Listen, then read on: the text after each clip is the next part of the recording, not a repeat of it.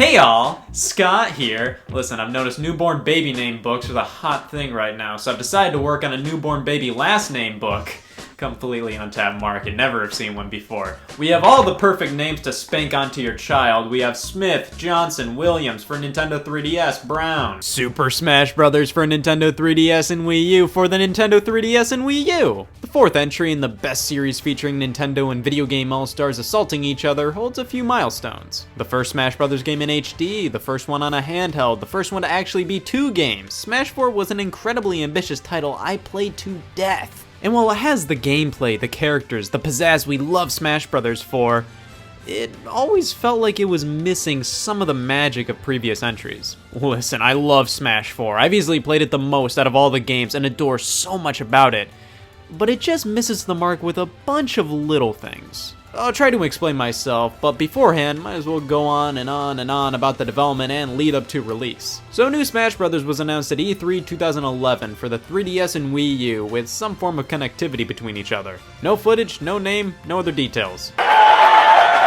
Masahiro Sakurai was taking the helm once again as director for the project. However, at the time of its announcement, he was still working on Kid Icarus Uprising for the 3DS. Satoru Iwata announced the new Smash Bros. Game crazy early in development, as in, before it was even crazy early in development. It was obviously done just to plop consumer faith in the Wii U and 3DS, saying, don't worry guys, there'll be a new Smash Bros. A year later at E3 2012, Wii Fit U was announced, but Smash Bros. Was nowhere in sight. Behind the scenes, however, the project was just starting out. Sakurai officially proposed his vision for the next Smash Bros. To Nintendo in April of 2012, with features like custom moves, Smash Run, 8-player Smash, and a few new characters being detailed. A few weeks after E3, a Nintendo Direct was broadcast unveiling that Bandai Namco was developing the next Smash Bros. I think some people were a bit uneasy about this reveal, like these are the guys who made Pac-Man Party, we're gonna trust them with our Smash Brothers? But in my opinion, Bandai Namco was always an excellent choice. Previous Smash Bros. Development teams weren't nearly as experienced in creating modern fighting games or nearly as big as Bandai Namco.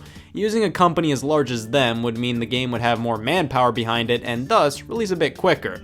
And Sakurai was still manning the project, not much to be worried about there. Some light news came out over the next year, like this whiteboard drawing Sakurai showed off and the announcement that the first screens of the game would be unveiled at E3 2013, and that led to the worst day of my 16-year-old life. Not the unveil itself, no, Nintendo announced that they wouldn't have a standard press conference at E3 2013, rather they would live stream a pre-recorded Nintendo Direct.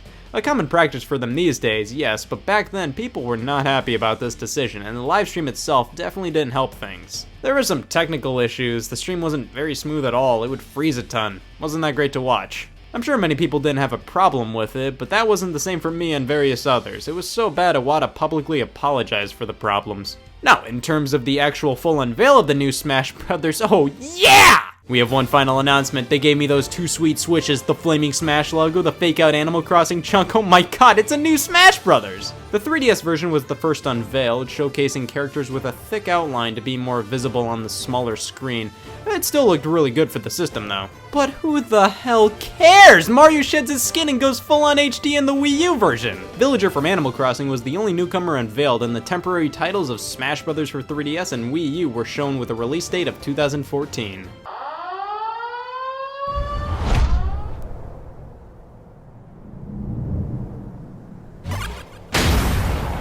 Was good. Before the E3 show floor opened, Wii Fit Trainer was revealed alongside a quick demo shown to attendees, and that was it for the Smash Bros. Presence at E3 2013. Not a bad way to start things off. Now that summer was a roller coaster of emotions. We went from an absolutely phenomenal reveal trailer to... Woo! It can't get much worse than that!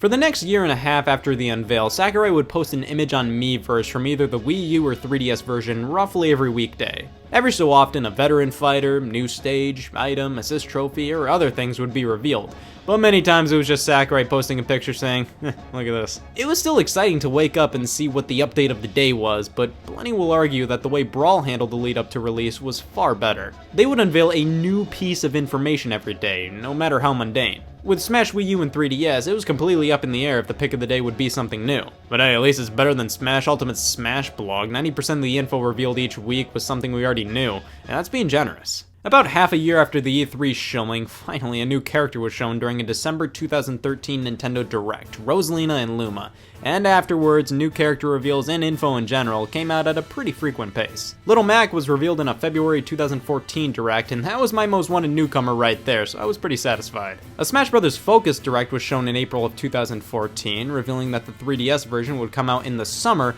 while the Wii U version would release later that winter. That surprised a lot of people at the time that the 3DS version would come out first, but in retrospect, that definitely made the most sense. The April Direct was pretty good, albeit with nothing absolutely mind-blowing, ending things off with a reveal of Greninja, which got me saying, Mewtwo's back, who the hell is this? A Smash Bros. Invitational tournament for the Wii U game was announced for E3 2014, which was huge. Just the fact that Nintendo was not only starting to support the Smash Bros. Community, but flaunting them as well were two large footsteps in the right direction, especially after the controversy of them initially pulling Melee out of EVO 2013 for some reason. Not only that, but it was announced that Smash Bros. Wii U would support GameCube controllers via an adapter. That was the most excited I've ever been about a controller in years. E3 2014 rolls around with Mii's finally making their way in as playable characters. I would have been way more into this if it happened in Brawl, but I was perfectly fine with their inclusion. The 3DS version's release date was revealed to be That's Not Summer 2014, amiibo figures for the game are shown off allowing you to train up a fighter, and a trailer for Palutena finished the event off. That always felt like an odd character to end the E3 stream on, but regardless, it was still a great trailer.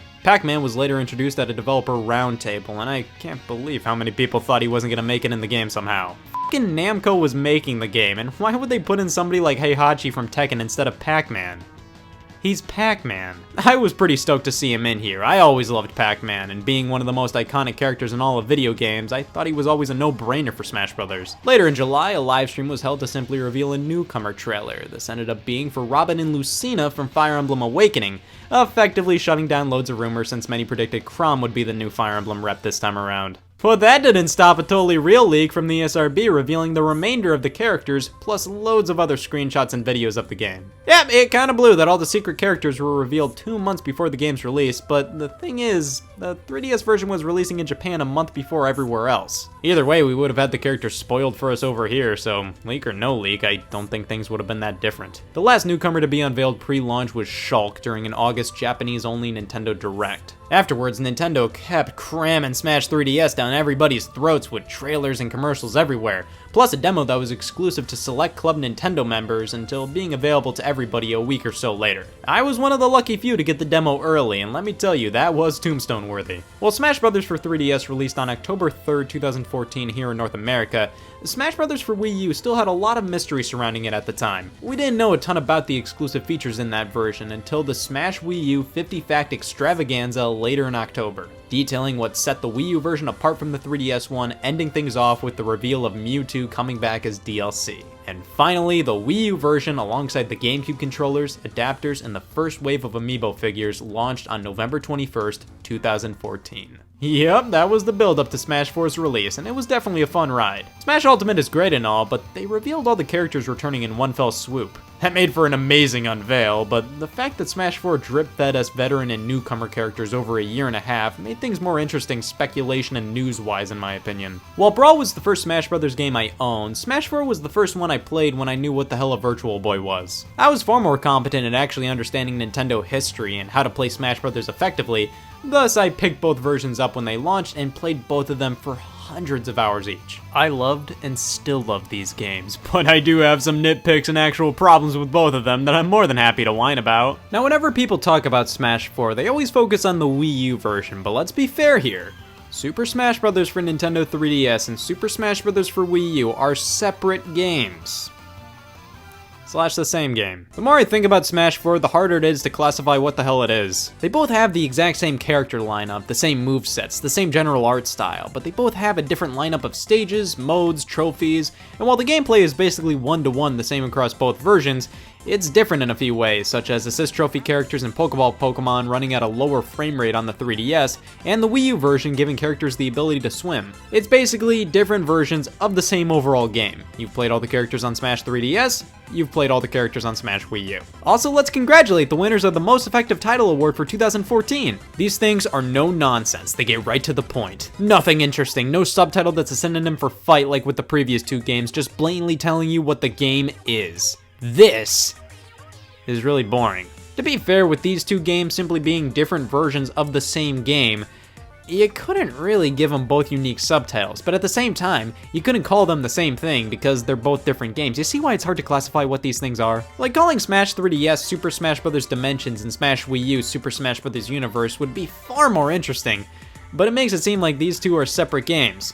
One, they really aren't, but calling both of them something like Super Smash Bros. Smackdown would imply these are the exact same games. One, they really aren't. Yeah, the titles blow, but there's not really much else they could have called them. When the 3DS version came out, I was giddy, let me tell you. It was beyond satisfying to finally get a Smash Bros. Game on a handheld. I dreamed about being able to play Brawl on my DS back in the day, and to finally get basically that was great. Thankfully, the handheld form factor did little to impact the gameplay. This is Smash Bros., regardless of playing it on a console or on the go. The gameplay is faster than Brawl, yet slower than Melee, and it just felt like the perfect balance between the two. It's fast enough to remain interesting for competitive players, yet not too fast to be somewhat alienating to more casual ones. There were a few mechanics that have made their way in here, plus a few that have left. Random tripping from Brawl got the boot, while the way grabbing onto a ledge worked has been massively tweaked. But in the end, this feels how Smash Bros. Should feel to me, and while it's most comparable to Brawl, it's just so much better than that. At the time of its release, this was my favorite Smash Bros. In terms of core fighting. While many will say the Wii U version plays best due to being able to use an actual controller on a screen bigger than a sticky note, I have to give them credit that Smash Bros. Works really well on the 3DS, even when the 3DS doesn't work really well for Smash Bros. Bless the Circle Pad's heart, but it just wasn't made to withstand Smash. In the end though, both versions play great, and while the 3DS version is obviously technically inferior to its Wii U counterpart, I think it's far better than people give it credit for. Like I said, the character roster across both versions is the exact same, and it's just, oh, it's so good. The newcomers are all so damn unique, and it actually makes the old characters feel kinda dated in comparison. Little Mac is a blast to use for fun. Villager has so many interesting moves, and how did it take this long to get Duck Hunt in here? And the third-party roundup, it's absolutely perfect. Sonic, Mega Man, and Pac-Man are the definitive 3 third-party characters who need to be in Smash Bros. In my opinion. And hey, Pac-Man is my undisputed main here. I love this character. You see, you have to just hit people with the fire hydrant and then give them the old Pac-Man special. Ah, the fire hydrant. You couldn't design a moveset for Pac-Man without the fire hydrant. However, some tweaks to the roster had to be made to get everything running smoothly on the 3DS. And even if things would work perfectly fine on the Wii U, both versions had to have identical rosters, so characters who would transform mid-match, like Samus and Zelda, were altered, and their transformations Zero Suit Samus and Sheik were turned into their own separate characters. That's not a big deal at all, but the character of Pokemon Trainer was cut entirely, and only Charizard alone remained in the game. Squirtle and Ivysaur were cut, alongside the Ice Climbers, who just weren't working right on the 3DS. In addition to those 3, Wolf, Lucas, and Snake were given the boot as well. But for some reason, they decided to bring Dr. Mario from Melee back, and man, who wants Wolf when we have Dark Pit? As amazing as this roster is, it sure does have a strong case of the why the f***s. Now, I'd argue that the characters cut from Brawl to Smash 4 weren't major necessities in the roster, but it was still sad to see them go, even though some eventually came back as DLC. Pokemon Trainer is far more interesting than just Charizard alone, and Ice Climbers were kind of a Smash Bros. Staple at this point. It hurt even more to see them bring back an old Melee veteran to then totally ignore another one, Mewtwo, of course, before DLC was announced. 3 clone characters are here, Lucina, Dark Pit, and Dr. Mario, and these were thrown in as bonuses. They barely took much time to develop, so these characters weren't chosen over bringing back Snake or Lucas, for example. You can easily tell these characters are in a league of their own simply by looking at the character select screen. Yeah, we gotta talk about these menus. Tons of people dog on Smash for Wii U's menu, and while I agree to an extent that it doesn't make all too much sense, Smash for 3DS's menu doesn't make all too much sense, and it looks hideous. This is a main menu with a question mark at the end of it. Nothing looks in place here. Like, the Smash icon just looks kind of awkward sitting there, and why is the challenges button the only one with a crazy thin outline? And of course, the infamous menu name, Games and More. You know, when you think about it, every single one of these menu options could fit under that title. That's the problem. I will defend the Wii U menu in one aspect, and that's looks. This thing is gorgeous. The colors, the characters flashing by in the background, the boldness of every icon, it all looks phenomenal. But it does not excuse this character select screen. Again, at least it looks pretty. Regardless of if you've unlocked all the characters or not, or have DLC fighters, it just feels uneven and unorganized. The final update for the game split Pac-Man from the rest of the third-party characters. That bugs me. Why are these 3 clones in their own section? Like, 2 are brand new and 1 is a veteran. At the very least, why isn't Dr. Mario with the Mario characters? Every other clone character is with their series, except for these guys. And speaking of Mario characters, Why is Yoshi separating them? He's classified under his own series, and the DLC characters aren't with their respective series, they're all just down here. Let's talk about stages. The stage list differs between the 3DS and Wii U games, with the 3DS having a smaller stage count with a heavy focus on handheld representation, and the Wii U focusing more so on console games for its stages. The 3DS has some great ones like 3D Land, Rainbow Road, Paper Mario, Spirit Train, Mute City, Picto-Chat 2, Pac-Maze, with some returning favorites, Yoshi's Island and WarioWare just to name two. There are a fair amount of returning stages to make up for franchises without a new stage in this version, but with the 3DS's low resolution and lesser graphical quality, the stages don't feel too out of place. Now this, on the other hand, I don't know if this is a controversial opinion or not, but I do not like the stage selection in Smash Wii U. It's just so boring to me. Like, there is not a single stage that I'm like, oh yeah, I love this one. I like Pilot Wings and Woolly World. That's about it, to be honest. Tons of stages have cool ideas like Gamer and Jungle Hijinks, but they're just not that interesting to play on for me. This list just screams padding. Melee and Brawl made sure to label stages that were brought back from previous titles. Sure, that kind of undervalued the older stages, but they held this sense of pride that their new stages were more than enough to satisfy players. Smash for Wii U includes them in here alongside the new ones, which would be fine if they didn't look like they were centuries old. That's one of my biggest problems with this game. The returning stages just weren't updated graphically enough. 90% of them look outdated and really bland. And because old stages are just thrown in with the new ones on the stage select, they feel even more out of place. Like, look at this. This doesn't look like it should have been released in 2014.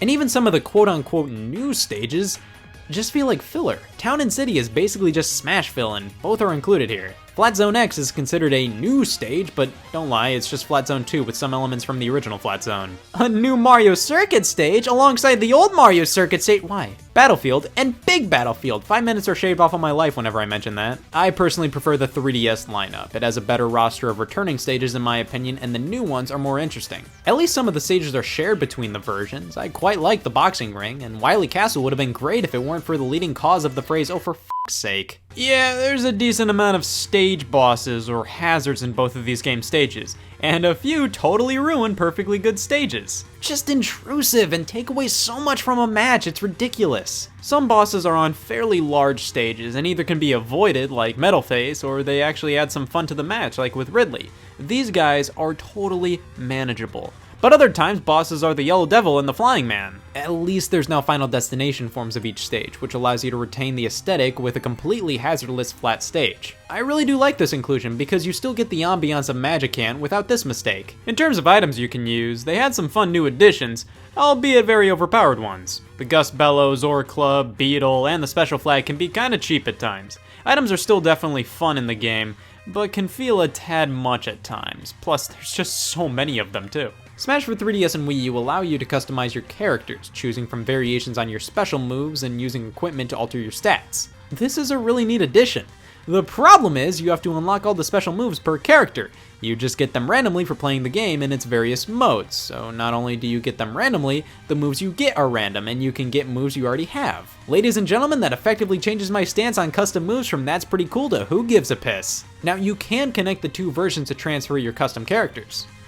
That's it. That's fundamentally all you get from connecting the two games. That's a lie. You can use the 3DS as a controller on the Wii U game, which is a feature that's basically just worth a out of 10. They really built up the connectivity between the two versions, saying we'll unveil what it does later, but this is all it is. It feels like they wanted to do cooler things like transfer stages and trophies between the two games, because this just feels super basic and not at all interesting, to be honest. Now, there's one more major thing the Wii U version has in regards to multiplayer matches. 8-player Smash. It's only available on select stages, but over the course of the game's life, many more stages were tweaked to be 8-player Smash compatible. Yep, this is a mess. It's pretty insane that you can play Smash Brothers with 8 people, but this is a bit much for me. It's insanely difficult to keep track of your character most of the time, and it just feels too cluttered. Impressive feature that has its moments, but I'd rather stick to 4 players or less. Visually, Smash 4 looks fantastic both on the 3DS and Wii U, but of course Wii U gets the edge. Each character in stage feels completely faithful to their original game, and the colors are going crazy here! Take that, Super Smash Bros. Brawl! Sound-wise,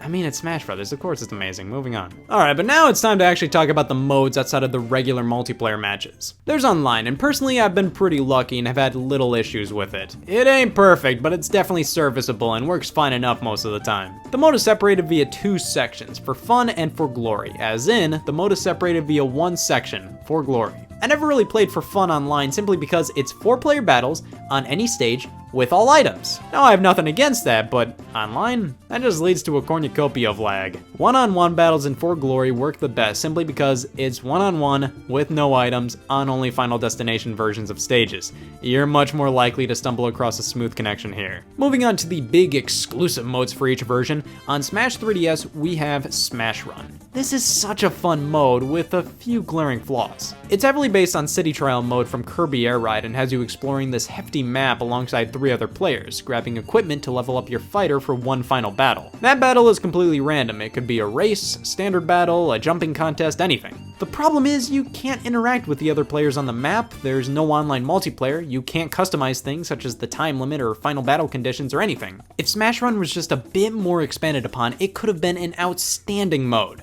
But as it is, it's a fun distraction every now and then, and nothing more really. Now the Wii U doesn't have Smash Run, instead it has Gonorrhea. Yes, Smash Tour. It's a board game in the vein of Mario Party. You roll some dice and have the same equipment from Smash Run to power yourself up, and try to collect as many fighters and trophies as you can. You can equip the trophies in battle, and they do all sorts of different things, like inflict damage onto an opponent at the start, give you an item, that kind of stuff. You go into battle when bumping into another player, and you use one of the fighters you've collected. You'll lose the fighter if you lose the match, and steal one if you win. At the end of the game, you have a battle with your remaining fighters all acting as separate stock. People don't like this mode. I don't think Smash Tour is that bad, but I don't think it's that great either. I feel like if it was simplified, a little less random, and had more character injected into it, then more people would like it. It's just so uninteresting visually. It has that generic Smash twang. You know what I'm talking about. Those elements of Smash Brothers where the designers have to make something original and not base it off of an existing property, so they just go for desolate wasteland with torn flags. Anyway, Smash Tour is still better than Mario Party 10, so at least it has that going for it. And hey guys, Snake may have been cut, but at least we got Street Smash. This is one of the few 3DS exclusive modes, and I gotta be honest, I never got this one. Heading into games and more, the 3DS version is looking pretty sparse in terms of single player content. Classic mode now features this map with various choices you can make on how you progress. It's pretty simple and gets right to the point, but I like it. It's perfect for handheld play and still retains a lot of the charm of classic mode.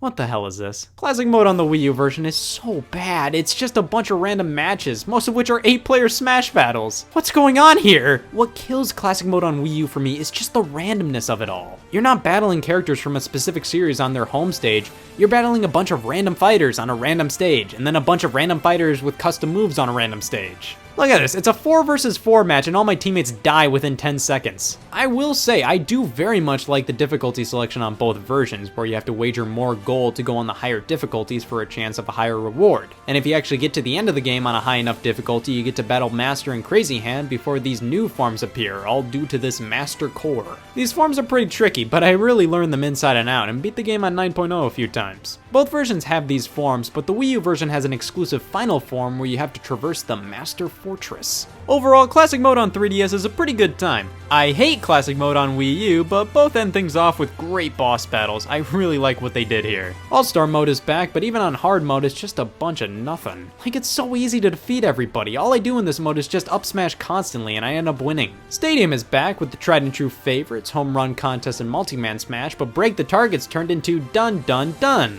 I'm gonna defend this mode real quick. Yeah, I would have preferred it being more like the original Break the Targets from 64 and Melee, where every character had their own unique stage, but this is way better than Brawl's 5 target smash stages across all characters. It's just so much more interesting to go for a high score compared to Brawl's mode, I'll at least say that. So many modes are basically the same across both versions, but the Wii U has some exclusive twists. Like in Target Blast, there's 3 different stages, and the bomb is bigger in round 2. I need a Wii U! Events are back, still great and exclusive to the Wii U version, this time with a grid map sort of thing, because, I don't know, Special Order is also exclusive to the Wii U, and it's pretty cool. It's basically about taking orders from Master and Crazy Hand, all about winning fights under special conditions. The difference between Master and Crazy Orders is Master Orders just has you beat one of these things and you're done. You win your prize and you can pick another. Crazy Orders is about seeing how many orders you can win in a row until you think you've had enough and finish things off with a battle against Crazy Hand. Crazy Orders is really the portion of this mode I played the most. Master Orders wasn't nearly as engrossing to me. But you know what's totally engrossing? Minus the N, minus the ing? Stage Builder! This feature in Brawl wasn't great, but it got the job done. Stage Builder is exclusive to Wii U and thus used the gamepad to draw stages, which in concept, that sounds amazing! But in reality, drawing stages doesn't add nearly as many possibilities as you think it would. It's very restrictive overall, and the amount of items you can put on your stage... Oh no. This is it. This is all you can do. I know they limited the options since you can draw whatever you want, but in the end, Stage Builder feels completely barren and was better in Brawl simply for being able to use so many more items. The vault is where the trophies lie, and you can get them randomly through playing the various other modes, but you can just buy some in the trophy shop, which is adorable. Look, there's all this Nintendo merchandise in the background. This was such a fun idea. You can also play Trophy Rush, and this is such a great mode. You can just constantly break stuff until you fill this meter up, and you're just showered with trophies and custom moves. Just make sure not to fall off or let the junk over junk itself. Onto the trophies themselves, and... I don't know, I collected almost every trophy in Smash Wii U, and while trophy collecting is part of the reason I continually play Smash Brothers by myself, I felt like I was more so collecting the trophies to collect them all, not because I wanted to see them all. While there are loads of really cool looking ones, there's a lot of flat trophies and alternate color character trophies that just aren't nearly as interesting to me. Like the stages, the 3DS version has less trophies, but they focus on handheld games, with Wii U having more of a console focus. The concept of the handheld and console versions focusing on each medium's history is fun, but it ends up making both versions feel kind of incomplete historically due to the lack of a lot of handheld representation on the console and vice versa. At least various trophies are categorized by trophy boxes. These have absolutely no purpose, but I like it. Don't take any of the criticism the wrong way, I still love trophies. Masterpieces are back from Brawl on the Wii U version, this time with super fast loading times. N64 games aren't included, but at least we have original Game Boy games, even though you couldn't play these on the Wii U anywhere else. Huh.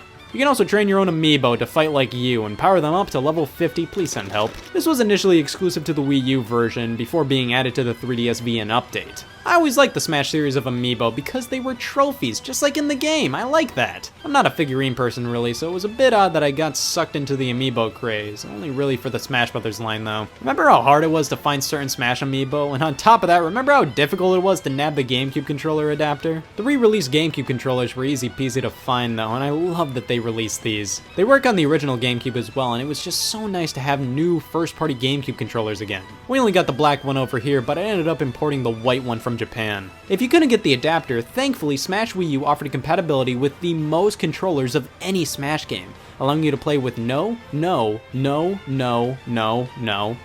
Some third parties stepped up and released classic controllers for the Wii remote that felt like the GameCube controller.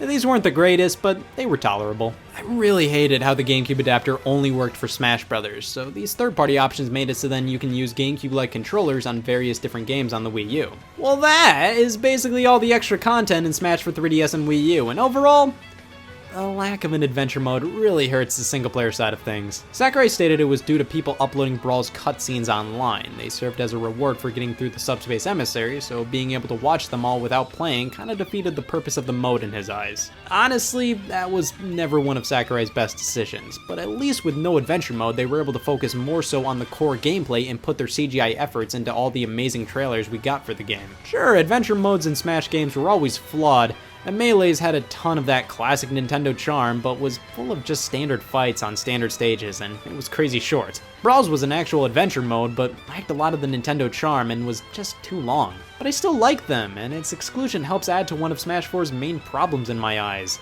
a lack of personality. I'm not talking about like the characters themselves. If anything, the personality on them was cranked to the max. No, I'm talking the game itself. It just feels like versus battles and nothing else. And hey, you know what? It does that one thing exponentially well. Smash 4 focuses on the core fighting and the multiplayer fun that can derive from it, and that means the gameplay, in my opinion, was the best in the series at the time of its release. It's just everything else, the modes outside of multiplayer, don't feel nearly as fleshed out, or simply they're just dumbed down compared to previous games. Another problem is I like the 3DS stages more, I like the 3DS modes more, but the Wii U is how I want to play this game. I want to play it on a big TV with a controller. It's just I don't like the content in this version as much as the 3DS. I'll say this, Smash 3DS is just straight up more interesting. It has better ideas. But it doesn't matter because Smash Wii U is how everybody prefers to play. But we have to talk about Smash 4's most egregious crime. Its opening movie. Now Smash 3DS doesn't even have one, it just has this police line up on the bottom screen. Smash Wii U does indeed have an opening, and it just doesn't work well. The main theme is great, and I'm perfectly fine with them using the CGI from the reveal trailers mixed with gameplay, but man, these edits just don't make any sense. Why out of all characters is Shulk the first one we see? Why is this specific shot in general the first one we see? Why would they use scenes from reveal trailers with different art styles? It just feels like they threw together a bunch of random clips most of the time. And oh yeah, DLC came out for this game. It was alright. I think you all know that I'm more of a fan of the colorful, wacky side of Nintendo, not all this Fire Emblem trash. Get out of here. No, really, the DLC was alright. Mewtwo, Lucas, and Roy all came alongside newcomers Ryu, Cloud, Corrin, and Bayonetta. It's definitely a milestone to see Cloud from Final Fantasy VII, the game famous for not being on a Nintendo platform, in Smash Bros., and Bayonetta was a pretty fitting end to the Smash 4 roster. She also fucking broke the game with how overpowered she was. The stages added were pretty great. Super Mario Maker was a solid choice, and the Mii Fighter costumes were 75 cents a piece, totally not worth it because I never used them, but I bought them all anyways. I wonder what the 3DS character select screen looks like now with all the DLC characters. Holy shit, who needs Vision anyways?